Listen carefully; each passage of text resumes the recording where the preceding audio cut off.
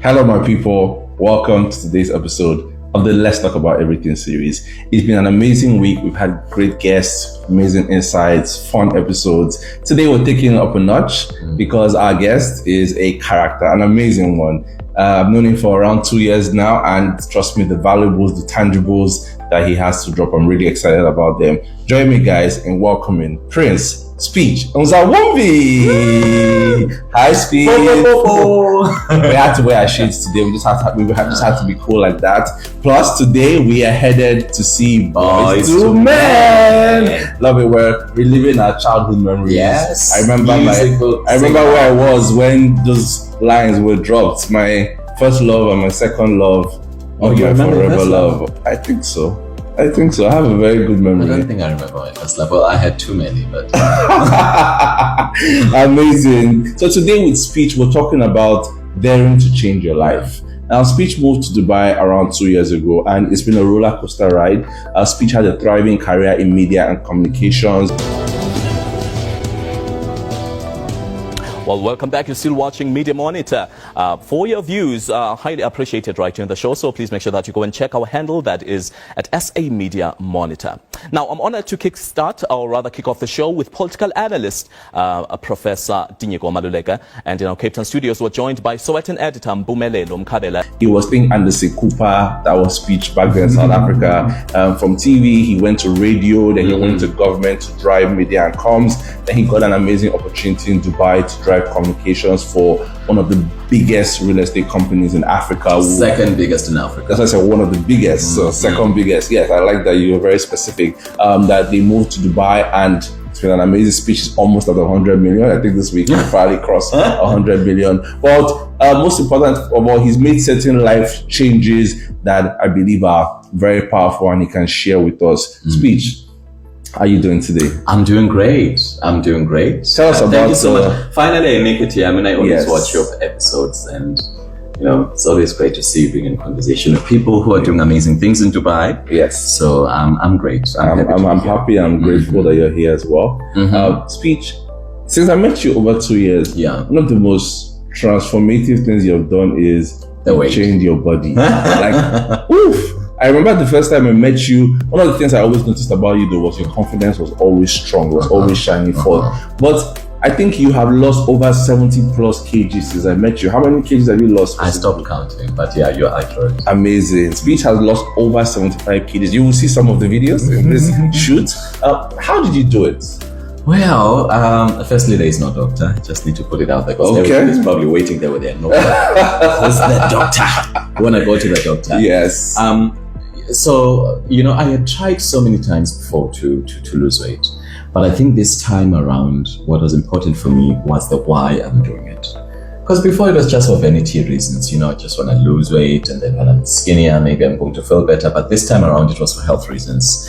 So, but then it happened simultaneously with me moving to Dubai.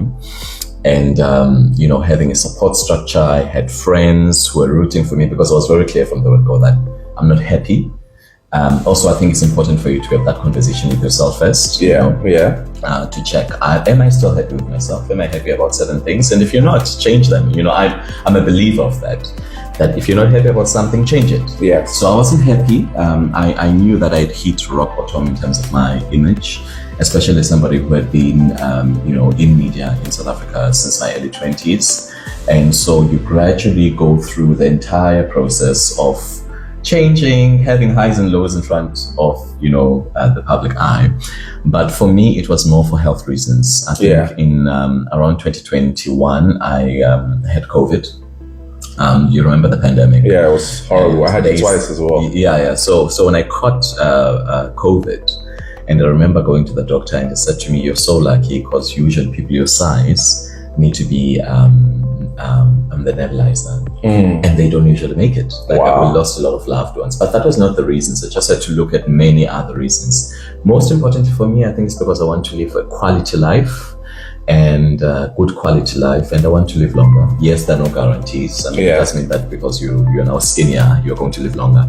But for me, it was about taking care of myself, looking after myself, investing in the vessel that is self, so that this body can take care of me in the future. Amazing. So how I got to do it, I've spoken about Dr. Berg, who is an amazing health transformation doctor. He's based in the States, but I've always posted his videos, and many other people that I've assembled from, who teach us about the science of weight gain and weight loss. Once you understand that science, you understand what makes you gain weight, you understand what you're prone to. And also in my case, because I'm coming from a family of people who are diabetic, I knew I was a pre-diabetic, like from 5 years ago.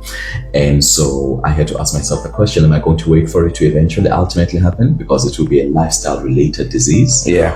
Or am I going to do something to prevent it from happening? So that's how it started. Intermittent fasting. I committed to exercise. I go to gym like 4 to 5 times a week. Amazing. I rest for about 2 days. I've done and I keep doing things that I'd never done before. I mean, right now, I'm on my road to running a full marathon. Wow. I am going to, it's one of the things I've committed to doing. I said, in my lifetime, in my 30s, I'm going to run a full marathon. Amazing. I'm going to finish it. So, amazing. Yeah, it's been a combination of a lot of things, looking at my nutrition, trying to be more active, sampling from different people who have specific nutritionists, understanding the science of food and how we relate to food, but also there's a psychological side of things. Yes. With therapy, I managed to be able to understand my relationship with food, to understand why maybe I'm an emotional eater, things like emotional eating, learning to deal with your emotions instead of stuffing yourself with food when you're feeling a certain way. So all those elements then led me to where I am ultimately, and consistency on top of it all. Amazing. I always say consistency.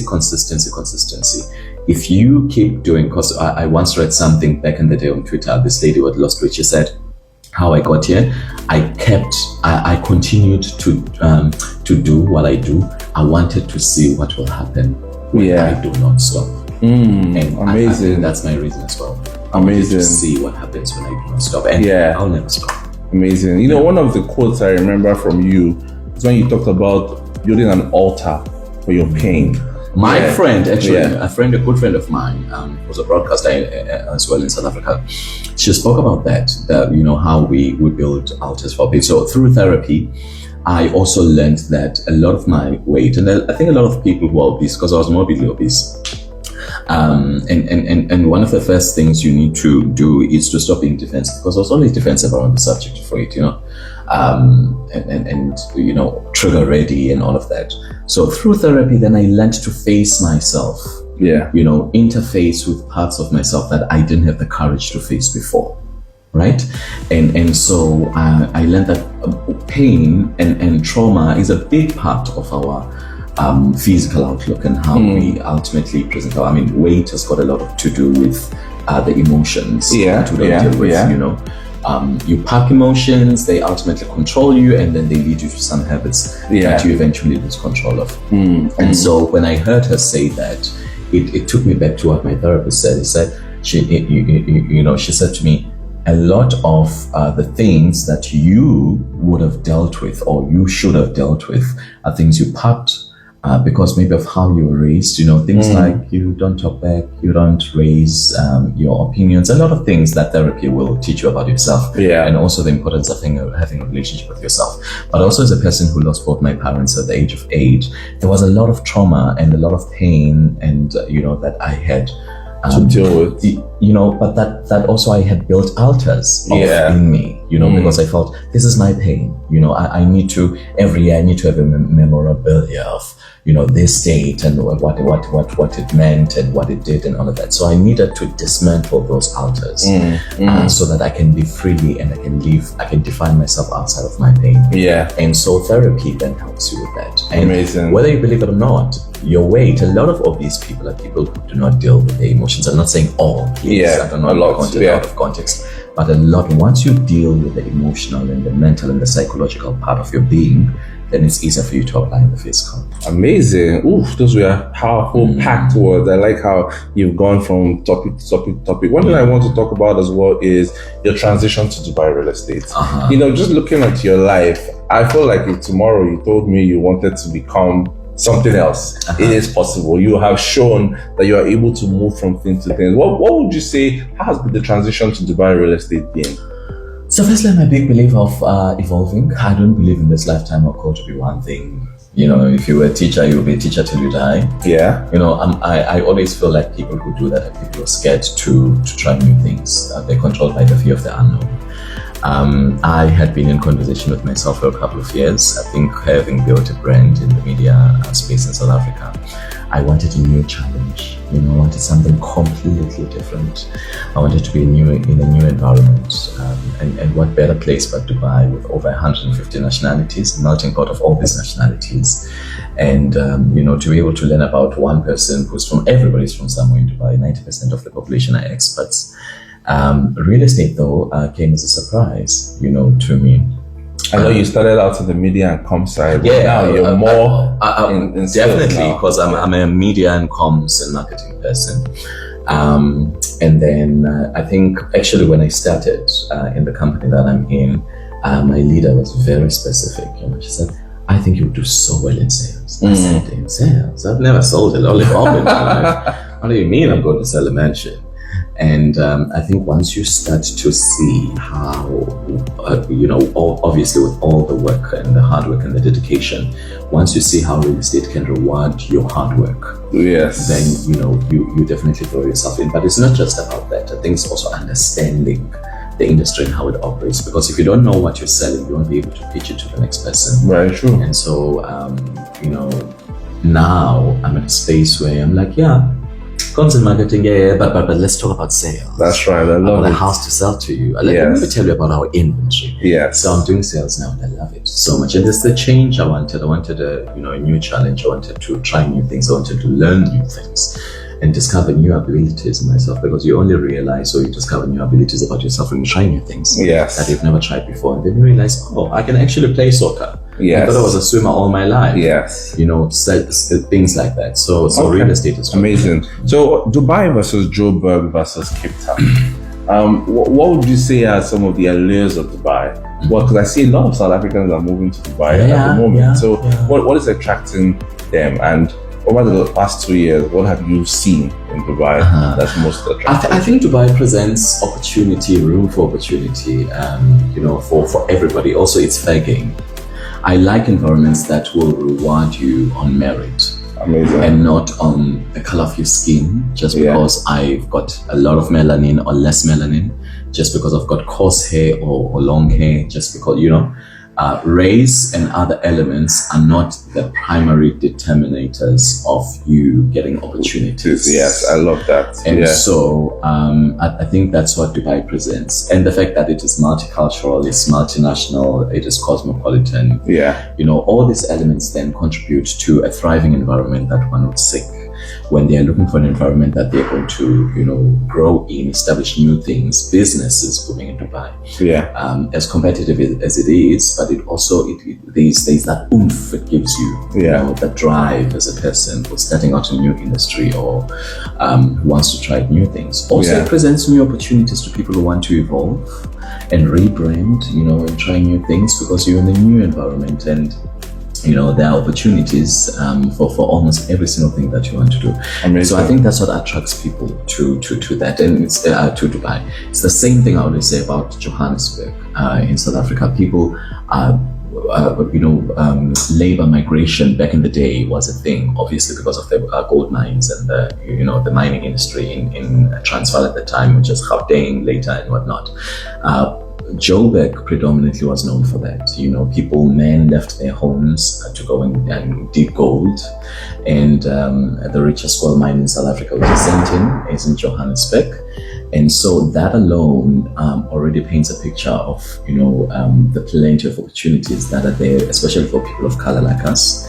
But also, you know, I think when you see fellow Black people thriving, it inspires you somehow to dream bigger dreams for yourself. Yes. And so those are the similarities between the two cities. And then obviously Cape Town will always be my sanctuary. And this is the thing, Joburg, Dubai, I always say Dubai is a combination of Joburg and Cape Town, because you get, the drive, you know, you see hardworking people and all of that, there's that energy, but at the same time, there's the lifestyle element of it, you know, the beautiful beaches we have, you know, And there's so much that the city offers, and I think that's why I love it, and many other people, especially South Africans who have moved here. Amazing. So what else can we expect from Spitch? What's next?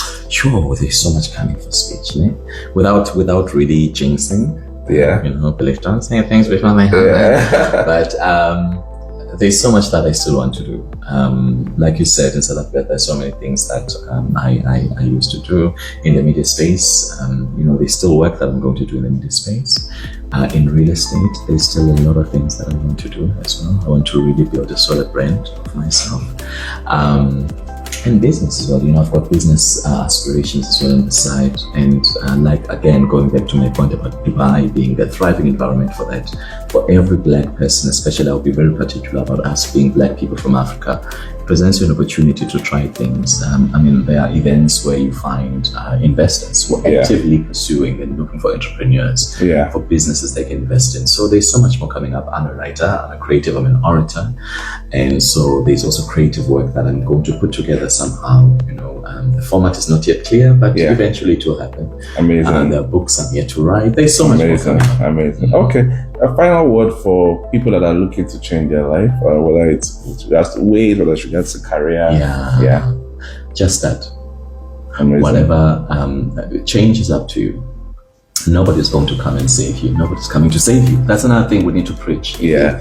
Nobody's coming to save you. Yes. Nobody's going to come and change your life. Yes. You need to actively start. Yes. And be very clear that I'm changing my life. And I think once you are very deliberate and very conscious of that decision, that the universe somehow meets you halfway. Amazing. And you are always sent your helpers, your destiny helpers along the way. Yeah. And so start. Be very clear. Be very intentional. I like intentional living. I'm all about intentional living. Yeah.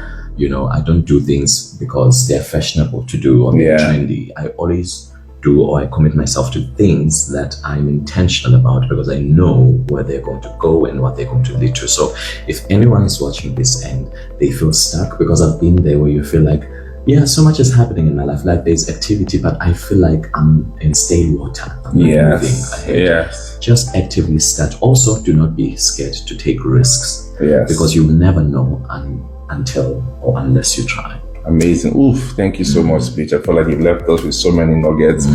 Guys, listen to Spitch. He had so much to say. This is someone that has done it over the past 2 years. I've seen him change his life where his weight is concerned. I've seen him change his life where his income stream is concerned. And trust me, guys, like he said, just start. Don't be afraid to take risks. Yes. See you in tomorrow's episode. Thank you, Spitch.